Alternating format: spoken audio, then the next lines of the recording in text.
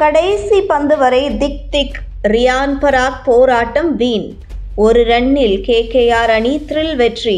IPL தொடரில் 53வது league போட்டியில் KKR அணியை எதிர்த்து ராஜஸ்தான் அணி விளையாடியது. இந்த போட்டியில் முதலில் பேட்டிங் ஆடிய கேகேஆர் அணி 20 ஓவர்களில் 4 விக்கெட்டுகள் இழப்பிற்கு 206 ரன்களை குவித்தது.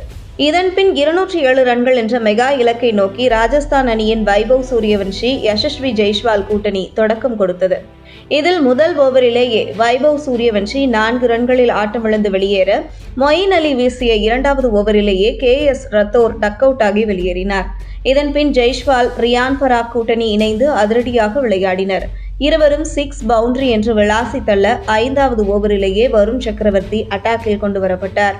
ஆனால் அந்த ஓவரிலும் கூட 2 பவுண்டரிகள் விளாசப்பட ராஜஸ்தான் அணி 6 ஓவர்கள் முடிவில் 59 ரன்களை எடுத்திருந்தது. இந்த நிலையில் மொயின் அலி பவுலிங்கில் அட்டாக் செய்ய முயன்று ஜெய்ஸ்வால் 34 ரன்களில் ஆட்டமிழக்க, பின்னர் வந்த துருவ் ஜூரல் மற்றும் ஹசரங்கா இருவரும் வருண் சக்கரவர்த்தி பந்தில் டக் அவுட் ஆகி வெளியேறினர். இதனால் கண் மூடி திறப்பதற்குள் ராஜஸ்தான் அணி 71 ரன்களுக்கு 5 விக்கெட்டுகளை இழந்து தடுமாறியது. இதன்பின் ஹெட்மயர், ரியான் பராக் கூட்டணி இணைந்தது. அடுத்த சில ஓவர்களுக்கு இருவரும் நிதானமாக விளையாடிய நிலையில் 12 ஓவர்களில் ராஜஸ்தான் அணியின் ஸ்கோர் 100 ரன்களை கடந்தது. இந்த நிலையில் 13வது ஓவரை விளாசிய மொயின் அலி பவுலிங்கில் ரியான் பராக் தொடர்ச்சியாக 5 சிக்சர்களை பறக்கவிட்டார். தொடர்ந்து வருண் சக்கரவர்த்தி வீசிய அடுத்த ஓவரில் ரியான் பராக் எதிர்கொண்ட முதல் பந்திலேயே 6 அடிக்க, தொடர்ச்சியாக 6 6 அடித்த வீரர் என்ற சாதனை படைத்தார். இதன் காரணமாக ராஜஸ்தான் அணியின் வெற்றிக்கு 30 பந்துகளில் 52 ரன்கள் தேவையாக இருந்தது. இதன்பின் ஹெட்மயர் 29 பந்துகளில் ஆட்டமிழக்க, ஆட்டத்தில் பரபரப்பு ஏற்பட்டது.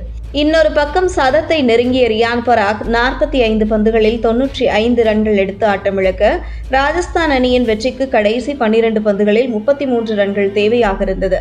ராஜஸ்தான் அணி தரப்பில் சுபம் துபே, ஆர்ச்சர் கூட்டணி களத்தில் இருந்தது. இந்த நிலையில் ரசல் வீசிய 19வது ஓவரில் 11 ரன்கள் சேர்க்கப்பட, கடைசி ஓவரில் வெற்றிக்கு 22 ரன்கள் தேவையாக இருந்தது.